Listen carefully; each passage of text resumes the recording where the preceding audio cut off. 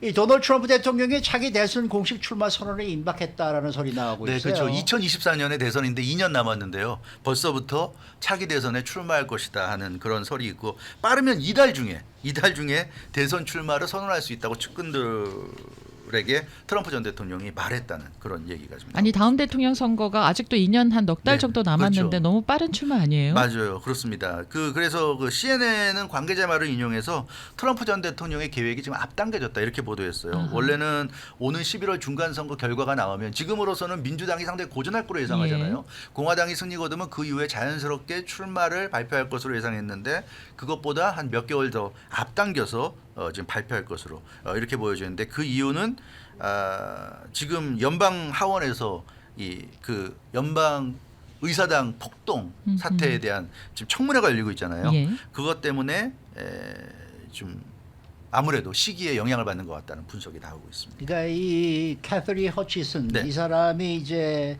특위에 출석해서 조사를 조사받고 받았는데 있죠. 네. 이 조사 내용이 트럼프 전 대통령에 불리하기 때문에 네. 출마를 지금 서두른다 이제 이런 그렇죠. 얘기인 것 같아요. 트럼프 전 대통령 시절에 그 마크 메도우스 백악관 비서실장 그 비서실장의 핵심 참모가 바로 캐서디 허치슨입니다. 근데 캐서디 허치슨이 그 지난달 연방하원 특위청문회 28일 날 출석했는데 폭동 당일 날 트럼프 전 대통령이 의사당으로 가겠다고 고집을 부렸다고 진술했고요.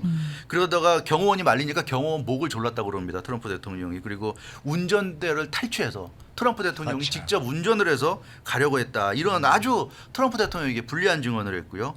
그리고 이 트럼프 대통령이 기억하시겠지만 11월 대선이 굉장히 부정선거였다고 트럼프 대통령은 그렇게 믿고 있었잖아요. 네. 그래서 당시의 법무부 장관 빌바 법무부 장관에게 좀 부정선거라는 거를 좀 증거를 잡아서 좀 어떻게 좀 해라 이렇게 얘기를 했는데 빌바 법무부 장관은 인터뷰에서 선거에 사기 증거가 없다. 부정선거로 볼 만한 그런 것이 없다. 이렇게 인터뷰했어요. 그렇자 트럼프 대통령이 그때 격분해서 음식물이 담긴 접시를 식당벽에 집어던졌다는 또 이런 증언까지도 이 캐서디 허치슨이 해가지고 아주 트럼프 대통령을 아주 좀 곤란한 처지로 좀 몰아넣고 있고요. 그래서 트럼프 전 대통령에 대한 기소 여론이 지금 높아지고 있다는 소식입니다. 그래서 CNN도 당초 예상했던 것보다 이 청문회에서 트럼프 전 대통령에 대해서 불리한 증언들이 많이 나왔기 때문에 트럼프 전 대통령의 기소 가능성이 좀 커지고 있고, 그러니까 트럼프 전 대통령은 빨리 지금 대선 출마를 선언해서 대통령 후보의 지위를 얻고 싶어한다.